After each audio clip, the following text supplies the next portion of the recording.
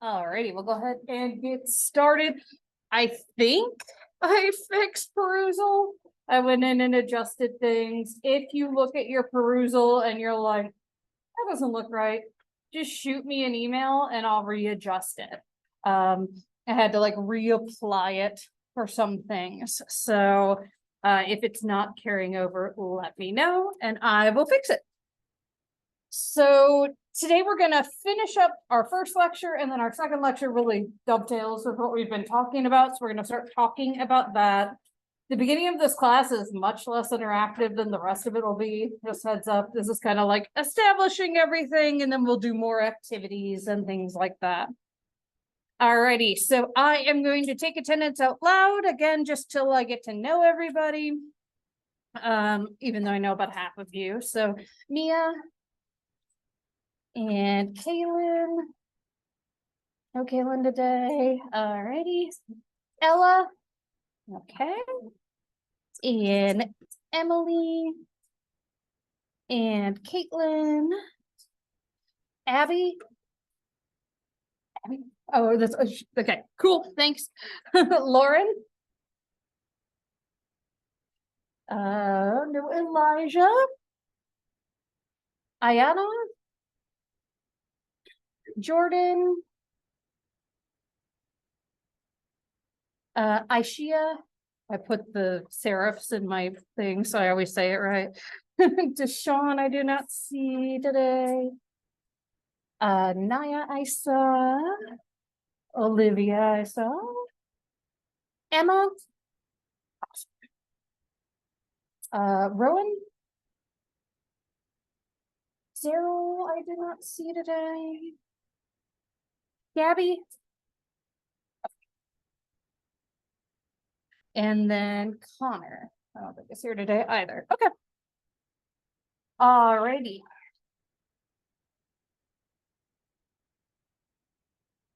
And again, hopefully by next week or the week after, I'll be able to just do that as y'all walk in the door. I already got about half of you. It looks like we do. Oh, Daryl is here on line. And so is Kaylin. Thanks for saying hi, y'all. I'm checking you off right now. Glad you were able to join us on Zoom. And hopefully you'll be able to follow along. If anything goes awry and you can't hear, let me know and I will check everything. Alrighty. So today we're going to talk a little bit about science versus pseudoscience. And you know, when you just hear those words, what do y'all think of is the difference? Okay. No right or wrong answers. Anybody could throw anything out. Yeah, nice.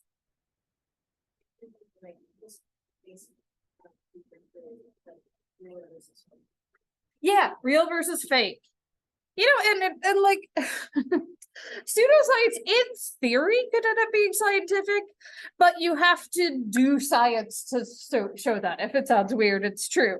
So science itself is data driven. It's going to follow that scientific method we saw in one of the videos on Monday. You're going to be making hypotheses, collecting data, making conclusions based off that. It's objective, or it tries to be. One thing we'll see throughout the semester is it's not always completely objective. So just sort of putting that out there. It is verifiable and replicable, so we can redo scientific studies. And then public. So this is going to come with a caveat. More and more scientists are trying to make their data and their results public. And there's a couple ways that we do this. One is, honestly, social media. A lot of really savvy scientists, when they put out a study now, will do a tweet thread about it to make it accessible to everybody.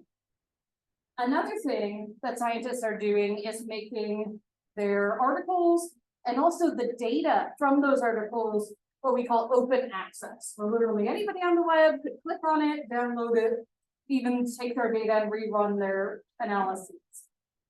The problem with that, and this is a problem with capitalism, to be honest, it's not necessarily a problem with science itself, is that the journals who publish are for-profit companies.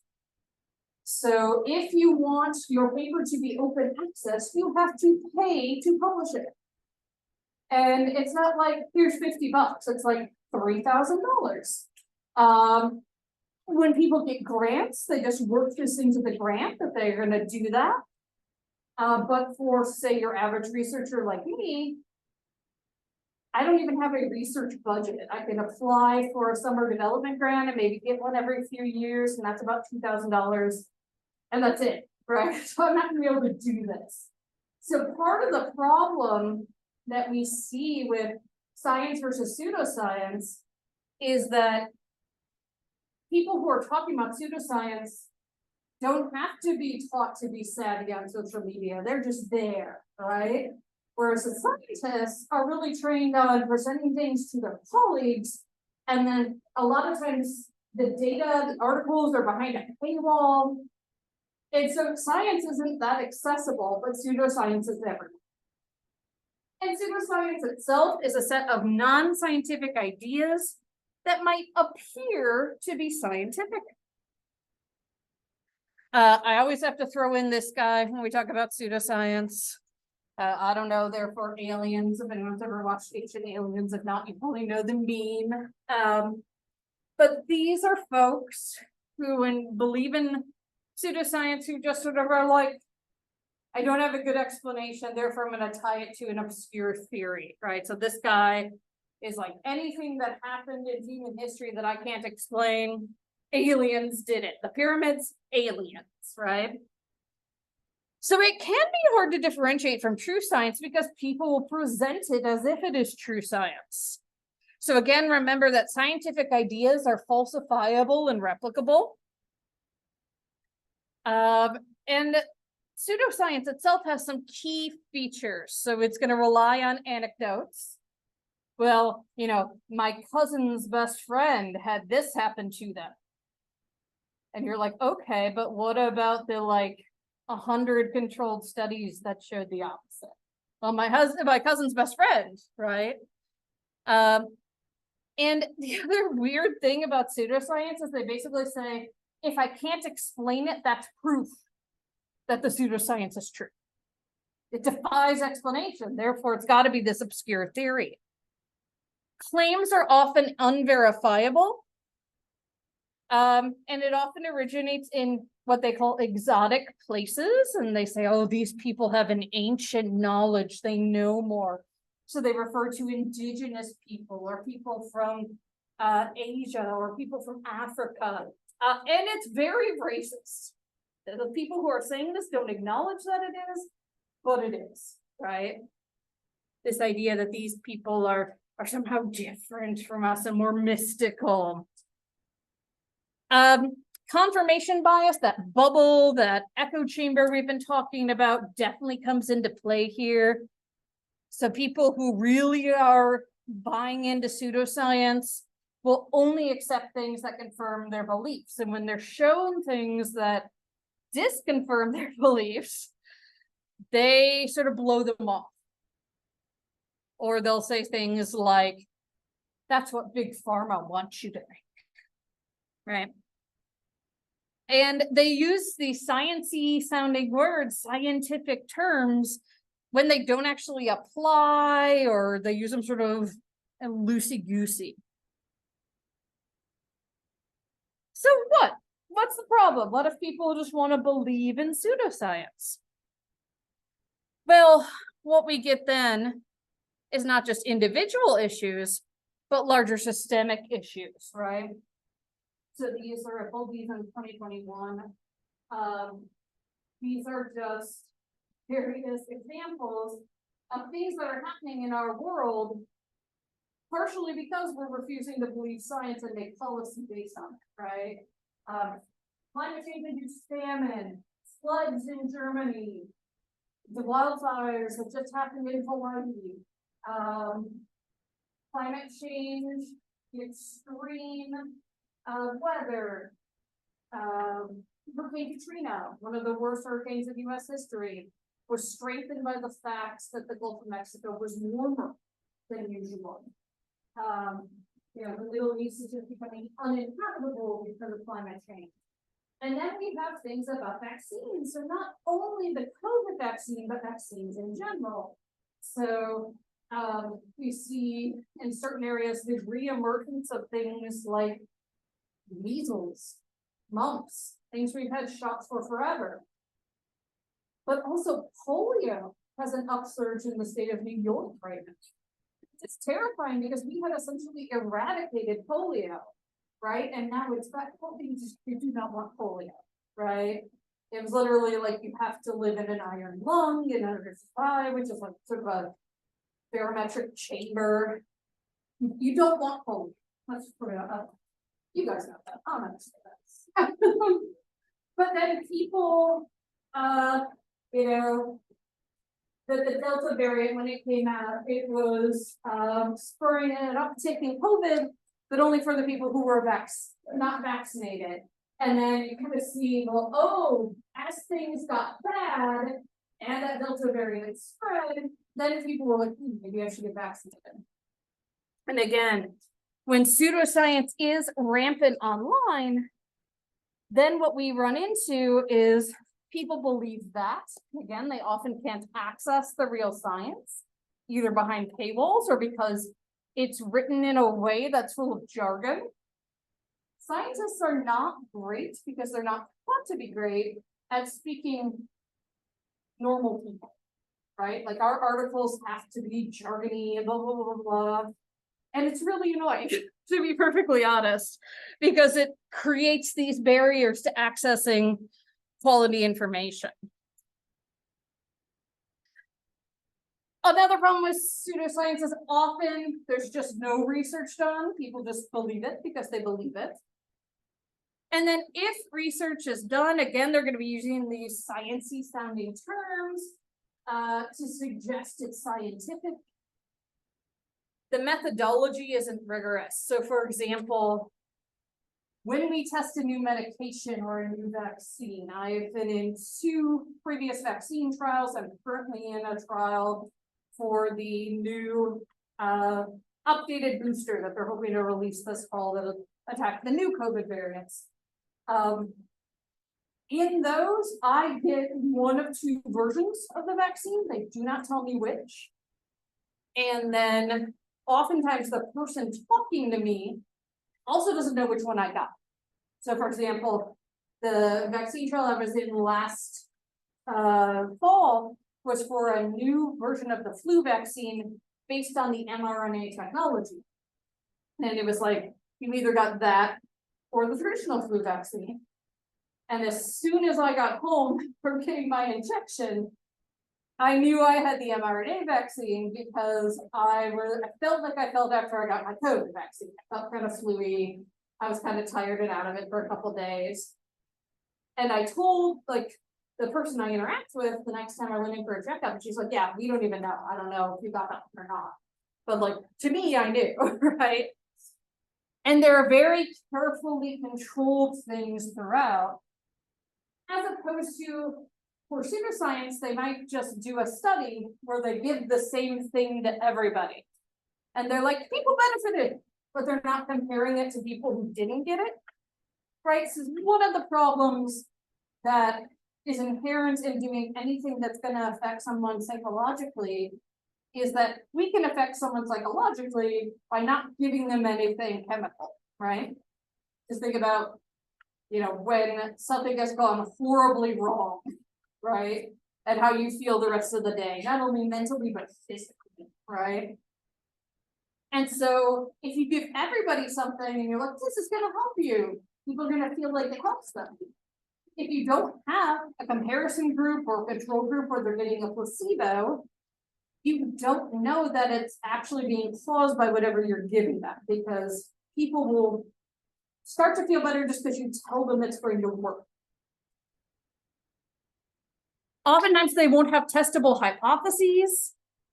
And if there is data that doesn't support their hypotheses, they will not accept it.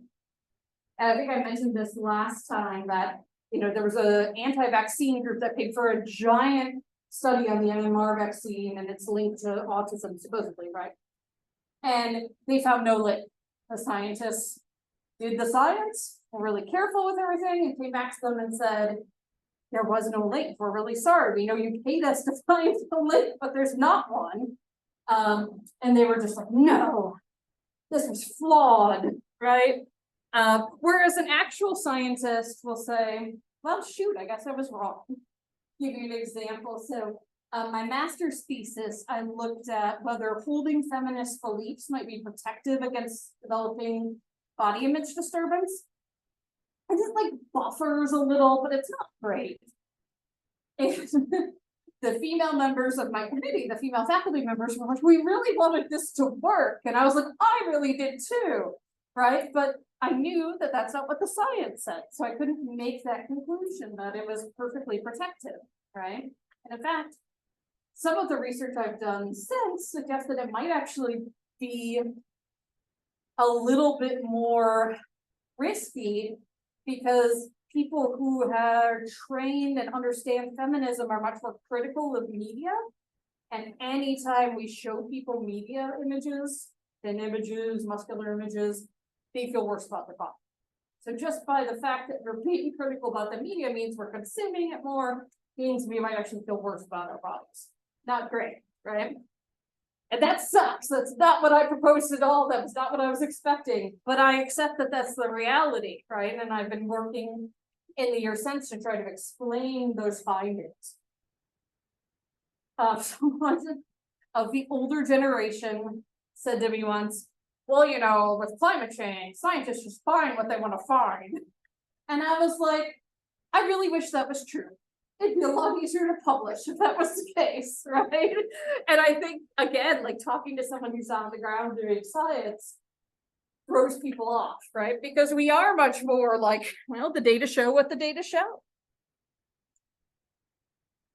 Alrighty, I did go through and double check all the videos, and even if they show up okay on my slides, some of them don't play, so we'll open this in a new tab.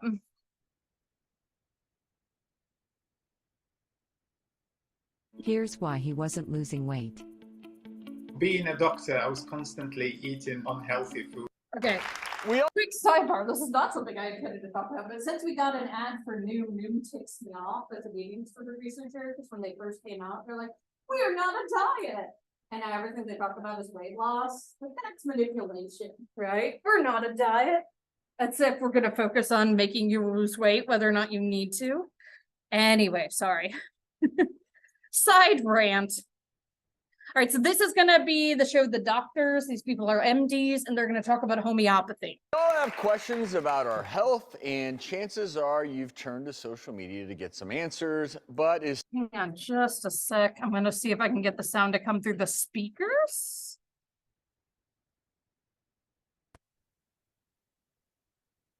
social media a good source for bad medicine? A third of adults, a lot of people nodding their heads. We all know to be wary of social media when it comes to health advice. But get this, adults in the US, a third of them are reportedly using untested remedies such as this one called Metarhinum. Get this, these pills. Metarhinum. These pills come from discharge of men with gonorrhea. We even picked up a bottle of this stuff online. Seriously? A couple days later, showed up in the mail, ready to go. Drew, you want to sample some with me? Yeah, No, you thank guys, you. So this is crazy. This is based on the principle of sort of like will cure like, and if you have Like very small homeopathic medicine? homeopathy, that if you Yeah. have a very, very small dose of something toxic or poisonous, it may eradicate an illness or a disease.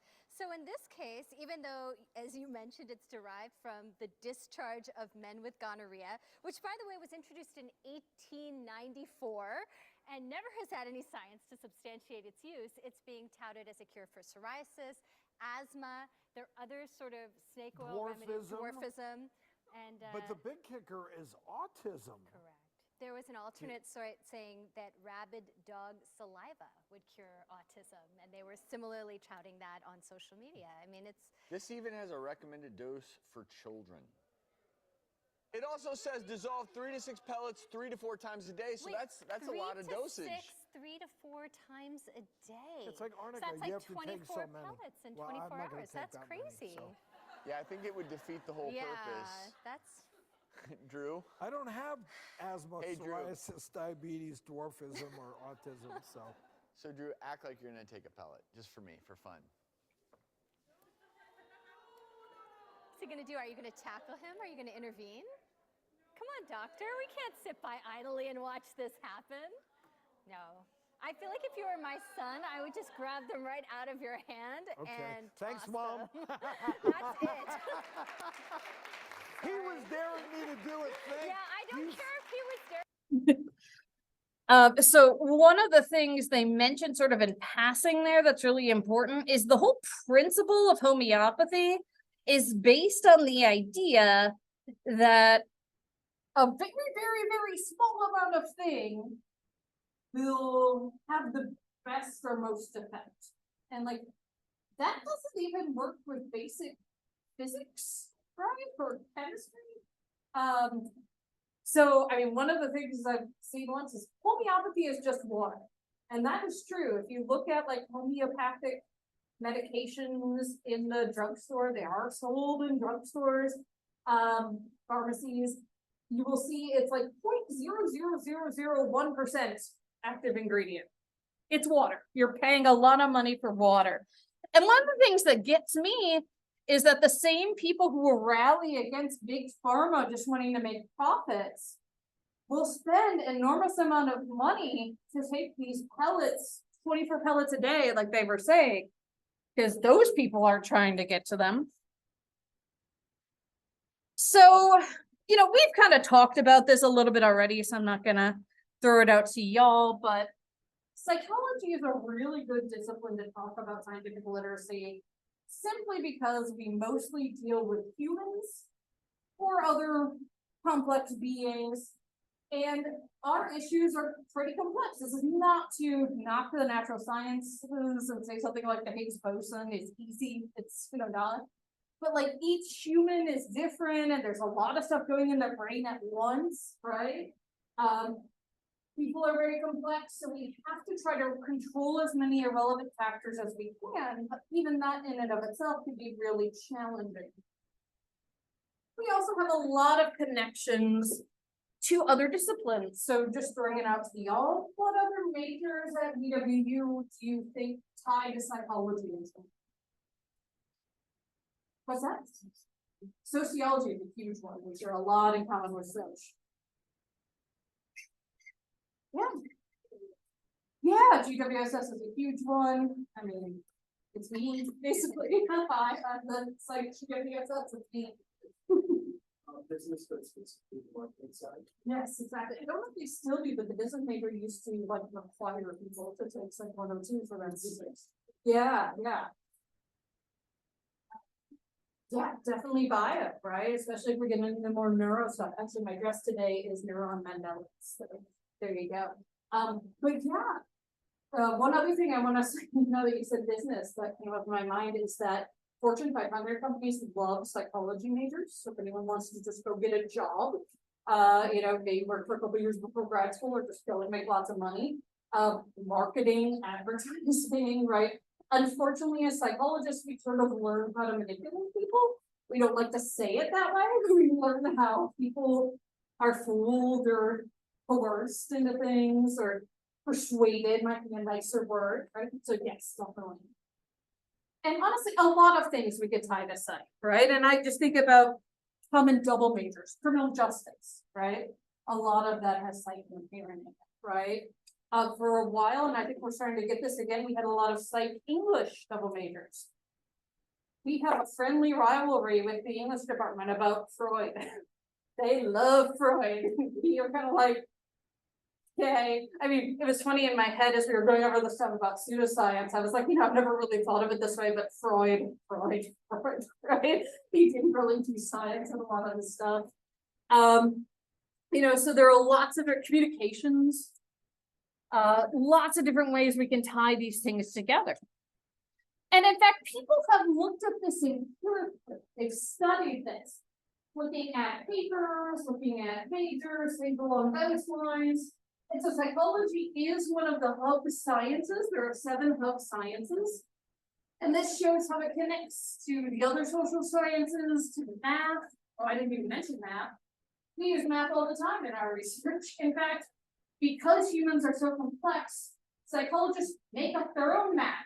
I mean, it's based on mathematical principles, but by the time I was second semester in grad school, my husband, who was a math statistics major in college, could no longer help me with my stats because he was like, what's an ANCOVA on Russian pencil?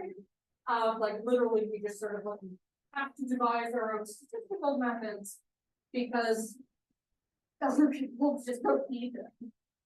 Physics, earth sciences, chemistry, medicine is sort of what they're calling bio, right? And you can see how nursing is one we didn't even mention, right? But we have nursing now. You see how psychiatry, gerontology, public health, all of these things are related. Anyone ever been to a doctor who has really bad bedside manner? They just come in and you're like, I know you're a really smart person, but could you try to treat me like a person? Inevitably, when I get those doctors and they ask me, what do you do? And I tell them I teach psychology, they say, oh, I hated my psych rotation in med school. I never say it, but I kind of want to be like, I didn't say it, right? Being good at talking to people is an important part of medicine, right? And in fact, my grad advisor, after I got my doctorate, they were doing more med school stuff at my graduating institution. And she taught a class, not remember the technical term, but she said, my goal is just to make these med students be able to talk to people, right? It's so important. Alrighty, so we're gonna dive on in to our next one here. And again, we're gonna just be focusing more in on scientific literacy. And I really like this sub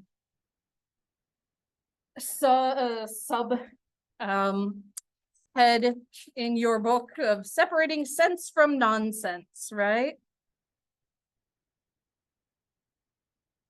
So we talked about this again briefly before, but there's a difference between scientific literacy and science literacy. So some people, when they think of scientific literacy, what they're really thinking of is science literacy.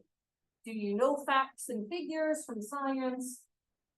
Can you do basic calculations? Can you give me a definition? Can you tell me the mitochondria is the powerhouse of the cell, right? Everyone knows that one.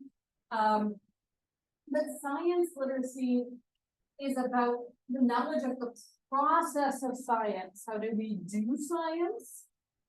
How are scientific results found and used? And use that knowledge in our civic and personal life. So again, when we're in the voting box, they're not really boxes anymore. And my voting posts are just sort of like little trifles. But anyway, we're at the voting trifles, right? Or we're talking to other people, or we're on the job. How are we applying these principles of science? What do you think? And this, oh, one thing we didn't mention was philosophy. Psychology actually came out of philosophy. This question in and of itself is sort of a philosophical question. So, does something have to be directly observable to be true? And if not, or if so, what examples can y'all think of? Yeah. Yeah, I mean, we can not even feel it, right, necessarily. I guess you can observe it, but yeah, I mean, it's not that same. Yeah, you can't really do it with the naked eye. The only time I really notice the air is when it's super humid and you feel like you're walking through soup, right? It's lovely. We're in the south. Yeah, I think that's a good example. Yeah, we can't see gravity. We can feel it, right? I'm not bouncing like the astronauts on the moon. Which still is gravity related. When we were in Washington, D.C. for APA this summer, on our way out of town, we stopped at the Udvar Literacy Center. Highly recommended if you've never been. It's out at Dulles Airport, and it's an extension of the Air and Space Museum. And they have a space shuttle. They have all these big planes and things like that. And one of the things I loved is that they had a lot of little like educational booths. And the one guy was walking my 5-year-old daughter through things, and he gave her 2 different balls. He's like, okay, this is what this ball, this moon rock would feel like on the moon. And then he gave her one that was like X times the weight. This is what it'd feel like when you bring it back to Earth, right? But we can't see that. We can maybe feel it, but it's hard to directly observe, right, without some instrumentation. And so what we look at is inductive versus deductive reasoning. So inductive reasoning is where you arrive at general principles through observing individual instances. And deductive reasoning is deriving specific predictions from the application of general principles in individual cases. This is sometimes called top-down. So which do you all think is used in psychology? Yeah. Yes, exactly. So like if we're doing science, we're probably doing more deductive. But if you're doing an applied setting and you're sitting with one person, one client in front of you, you're using inductive. Or maybe a combination even for that person. Knowledge changes constantly. Can you think of examples in y'all's life of when knowledge has dramatically shifted? Or even shifted in small ways. I'll give you my clearest example. Pluto. I grew up in the 80s. Pluto was a planet. It's not a planet anymore. Poor Pluto. We actually happened to go to DC around the time that they declared Pluto wasn't a planet anymore. And at the Air and Space Museum on the National Mall, they clearly had just taken a black whatever, covered up, on something, and I was like, oh, Alright, yes, yeah. Yes, oh my gosh. So the ability to not only crossbreed, because we've done that forever, right? But actually go in and alter DNA. It's like Jurassic Park come to life, right? So like the original OG Jurassic Park that came out in the 90s. The reason the dinosaurs started interbreeding when they made them all female is that they used frog DNA to sort of fill in patches. And there are certain frogs that can change sex when there's none of the other sex around. So yeah, the idea that we can actually go in and manipulate DNA, that's new. And a lot of ethical issues related to it, right? Should we be able to custom design babies? That feels right? Brain plasticity is another one here. And I'll pause this real quick. So it wasn't until the 1990s that we realized, before the 1990s, we thought you're born with all the neurons you're ever gonna have. And if you get brain damage, that's it. You're just stuck. And in the 90s, we figured out, no, actually, you can overcome brain damage and you're forever like growing and pruning synaptic connections. So that's another like really clear example of the neuroscience. And this video is going to talk briefly about how scientific knowledge does improve over time. Hello, General Biology. In past videos, we have talked about how observations and prior knowledge are used to make inferences. And we've also talked about how inferences can become scientific knowledge. Well, there's another aspect of scientific knowledge, and that is scientific knowledge improves over time. And there's a cycle of things that change so that that can happen. So let's get to an example. First, we're going to talk about a type of scientific knowledge called optics. This is about light and lenses and how light bends and moves and how we can use that bending of light to help us see things. So we had the scientific knowledge of optics, and with optics, we were able to make new technologies. Now, a technology is a tool used to make something easier or something, or to solve a problem. So let's take a look at some examples. Eyeglasses uses the science of optics to solve the problems of helping people see. And camera lenses use And we've had eyeglasses for centuries, right? So we've known these principles for quite some time. optics to help capture an image, and telescopes use optics to help see things that are far away. So now we've used our scientific knowledge to make these technologies that help solve problems. But the story doesn't stop there. Some of these technologies help us improve our observations, like the telescope does. We can make certain observations without a telescope, but we can make better observations with a telescope. And that has consequences. If our observations improve, our inferences improve. If our inferences improve, our scientific knowledge might improve. So let's look at some examples of that. There was a time when humans believed that everything that was in the sky was a perfectly smooth circle, a perfect sphere.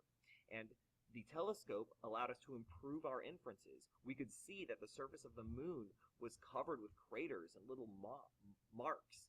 And so we were able to say, no, that's not true. The idea that they're perfect spheres are not true. And we were able to infer that there must be something causing these shapes. So we started thinking about meteors or meteorites that might crash into the moon. And we started changing the way we thought about our solar system because of these observations. Also, we used to believe that Earth was the center of the universe and that everything revolved around the Earth, including the sun. But the telescope allowed us to improve our observations, and we made better inferences, and we were able to improve our scientific knowledge. And now we know that the sun is the center of our solar system, and we all revolve around the sun. And that is always improving. So within the past year, the James Webb Telescope has been launched, which uses new technology, new ways of seeing basically into deep space. And we can see things even more clearly now. So this is always improving, always getting better. Like at the time that it was launched, Hubble was like cutting edge, and now Hubble's almost becoming obsolete, right? Compared to something like James Webb. So I have a brief video about why scientists change their mind. So there's this idea in our society that if you change your mind, you're a flip-flopper, you're a waffler, you're not a person of conviction. And for scientists, that's just not true. And so this video is going to explain that. Why do scientists change their views? On the basis of observations and proven information, scientists form new hypotheses and share them with others.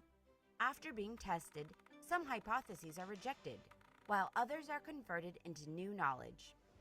When COVID-19 appeared, there was no knowledge about this new coronavirus, or the treatment or prevention of the disease. There were only many questions and few hypotheses. By sharing and testing these hypotheses, we have built up the knowledge that we have today. This is why it is common for scientists to change their views. Because through the scientific method, they transform uncertainty and hypotheses into knowledge. Knowledge becomes more solid as we conduct more rigorous studies and gain more certainty. So, as a community, we should commit to following and sharing scientific information that is endorsed by reputable institutions and responsible researchers. The fight against COVID-19 depends on everyone. So, I don't know how much, I mean, to me, it's really interesting because there are instances in our lives that that are huge and like generation changing. And people talk about having flashbulb memory for these, which is where you think you remember everything that happened today. We've actually found out they're not very accurate, but it's like clear in your mind to remember hearing about that. I have one for 9/11. I was in college then, so it's very indulged in my mind.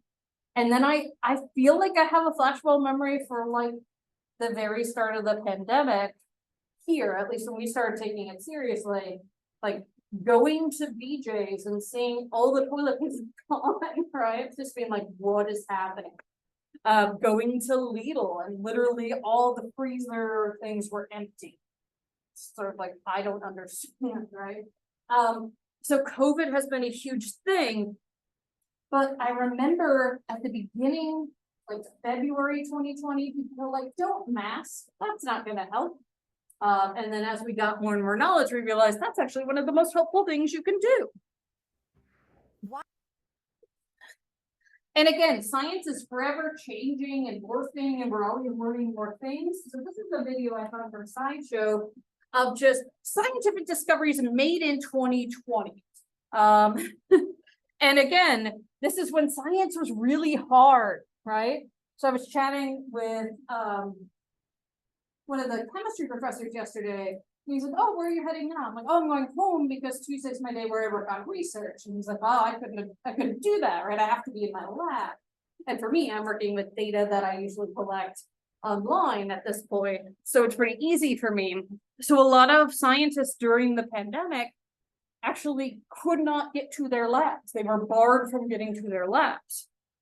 Funding was frozen, things along that. But even despite of that, there were scientists making discoveries.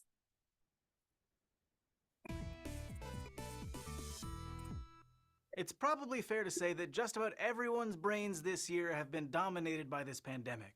But other science stories did happen in 2020, including amazing discoveries about everything from dinosaurs to parasites. We didn't get a chance to cover all of them, but now they're getting their chance to shine. So here are 3 unbelievably cool stories you might have missed. First, back in April, researchers settled a major argument about dinosaurs. For a while, scientists had figured that pretty much all species of non-avian dinosaur were terrestrial. They could venture out into water every now and again, but they mainly stuck to dry land. The major exception to this, however, is Spinosaurus aegypticus, often known as Spinosaurus for short. Based on features like its long, narrow jaws and croc-like teeth, we've thought it was at least semi-aquatic, maybe hunting along the rivers in northern Africa, although that idea was definitely met with some pushback. Now, though, there seems to be strong evidence that it wasn't just prowling around rivers, it may have been a proper aquatic beast. The key evidence was published on April 29th, and it comes from tail bones discovered in Morocco in 2018. We don't have a ton of fossils of Spinosaurus because they were accidentally destroyed in World War II, so this was a major find. Researchers used the fossils to make a digital reconstruction of the whole animal, and they found that its tail would have looked a bit like a newt or crocodile's tail. Long, flat, upright, and strong. What's more, scientists also made and tested a robotic model of this tail and found it could probably produce enough force to let the animal swim. If this is confirmed... So again, really cool interdisciplinary science, right? Probably working with engineers to reconstruct the tail of a creature who lived billions of years ago, right? Like, it's just sort of mind-boggling. Maybe billions. I think it's millions. But just like what we can learn and the ways we can test things now. It would end a years-long argument and really expand our picture of where dinosaurs lived and what they were capable of. Next is a story about other swimming giants, also from April, and it involves a clever solution to a tricky puzzle. In the spring, scientists figured out that we can use nuclear residue from Cold War tests to figure out how old whale sharks are. Whale sharks are the largest living species of shark, and we want to understand and protect them. But that's easier said than done. Like, one thing we'd love to know is their life history, things like how long they live and how fast they grow. But there was a conundrum. Researchers couldn't agree how to measure their age. There are growth bands on their vertebrae, like tree rings, but studies were conflicted about if one ring equals 1 year or just 6 months. Well, it turns out the secret to figuring it out was nuclear weapons tests back in the 1950s and 60s. Scientists realized those tests would have increased global atmospheric levels of a rare form or isotope of carbon, called carbon-14, and it would have been picked up and incorporated into the shark's bones. So the scientists got vertebrae from 2 of the oldest deceased specimens available and compared the isotope levels in their vertebra's bands to ocean water samples from years ago. By looking at the bands and the amount of carbon-14 in each, they were able to figure out what year different bands were put down. And with those landmarks in place, they finally put the original question to rest and concluded that each band equals 1 year. Using this new knowledge, the scientists were also able to conclude that whale sharks grow more slowly and live longer than we generally assumed, something that could help us better understand these ocean giants and how their populations are doing. Finally, in May, news broke about one of our most... Well, another fun fact about whale sharks is that a lot of animals can reproduce very young, like cats and bunnies. One of the reasons they're so prolific in their reproduction is that most of them can reproduce by the time they're like 6-7 months old. Whale sharks can't reproduce until they're about 20 years old, right? So for something that is endangered, it's important to learn about the lifespan and know, like, how do they get to be reproductive age? Most notorious diseases, one that's been plaguing us long before COVID-19, malaria. One of the signature signs of malaria is... Which is in Florida now. Woohoo! Regular recurring fevers. These happen because the malaria parasites enter and breed inside red blood cells, then burst out in a synchronized wave of new parasites and waste materials. For the parasites, it's possibly a way to evade the immune system. But for humans, all those waste materials trigger a fever. But what's interesting is that depending on the exact species of parasite, these waves can happen like clockwork. Like some species that infect humans trigger fevers every 2 days, others every 3. For a long time, we've thought that the parasites may be using the host's circadian rhythm to time things, basically our daily internal clocks. But in May, we got published evidence that the parasites use their own biological clock instead. To figure this out, scientists bred mice to have different circadian rhythms, some normal, some longer, and some non-existent. Then they infected the mice with the parasites, and they found the parasite cycle would kind of adjust to match their host, but not perfectly. Also, the parasite cycle existed even in mice without consistent circadian clocks. This all suggests that the parasites have their own clock, though it's kept in sync by cues from the host's body. that helps the individual parasites sync up with each other. The scientists even identified genes that might be behind this. Now, there isn't a huge conclusion about how to treat malaria here, at least not yet, but it's completely possible that this hidden interaction is something we could tweak and exploit to our benefit to put another deadly disease to rest. So 2020 has Yeah, so like if you could figure out the circadian rhythm and basically find a treatment that gets the parasites before they do their burst and spread, right? Then you can potentially treat and or cure malaria, which is one of the deadliest diseases on earth, unfortunately, still. Alrighty.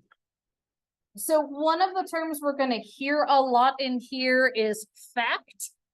And a lot of people think, do they know what a fact is?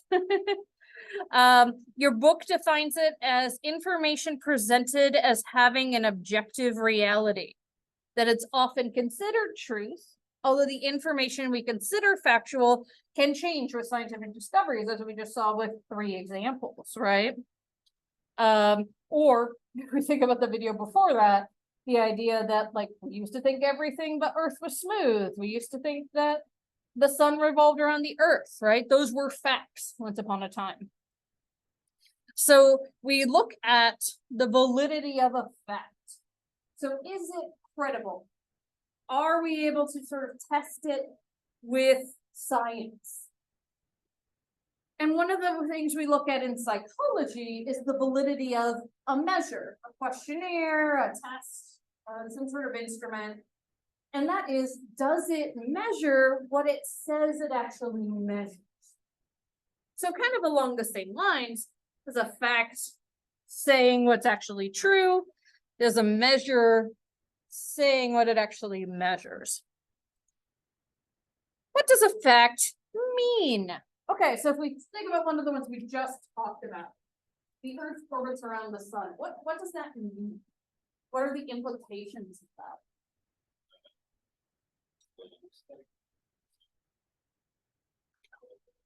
Exactly, yes. It's like our 365-ish day calendar, right? The various seasons, why it's summer here, but winter in Australia right now, right? In other places in the southern hemisphere. Exactly. So it has a lot of implications for how things work on our planet.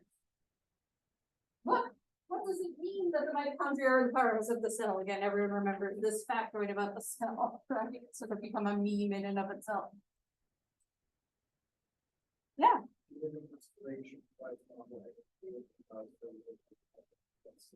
Exactly. It means that, yeah, we're not just single-cell organisms, we're much more complex. We can take resources and convert them to energy, right? And that has a lot of implications for growth and ability and things along those lines. Water is H2O. Sorry, I couldn't get this from script on Google Slides. But it's 2 hydrogens and an oxygen. What does that mean? Yeah, the chemistry ones are harder. Well, one of the things that I think is a really important implication of this is that water is a chemical, right? Among the pseudoscience people, you'll often hear people say, I don't need anything with chemicals in it. It's like, I'm drinking some water right now. That's a chemical, right? That chemicals come to have like this bad term, and in fact, it doesn't. Okay, we're actually out of time, so we'll pick back up there on Friday, looking at some of these other facts.